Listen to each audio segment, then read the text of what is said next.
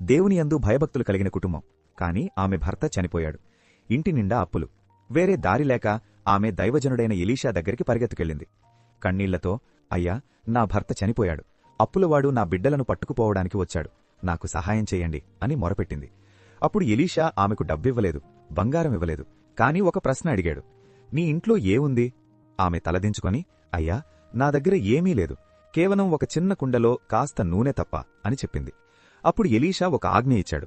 నువ్వు వెళ్లి నీ ఇరుగుపొరుగు వారి దగ్గర దొరికినన్ని ఖాళీ పాత్రలు అరువు తెచ్చుకో. కొన్ని మాత్రమే కాదు, చాలా తెచ్చుకో. తర్వాత నీవు నీ పిల్లలు లోపలికి వెళ్లి తలుపు వేసి ఆ నూనెను ఆ పాత్రలన్నిటిలో పొయ్యి. ఆమె దేవుని మనిషి మాట నమ్మింది. ఇరుగుపొరుగువారి నుండి పాత్రలు తెచ్చింది, తలుపు వేసింది.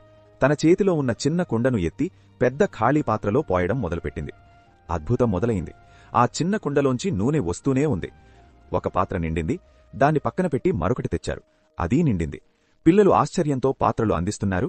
తల్లి ఆనందంతో నూనె పోస్తూనే ఉంది. ఇల్లంతా నూనె పాత్రలతో నిండిపోయింది. ఆమె తన కొడుకుతో, మరొక పాత్ర తీసుకురా అంది. కానివాడు, అమ్మా, ఇక పాత్రలేవీ లేవు అన్నాడు. అప్పుడు ఆ నూనె ఆగిపోయింది.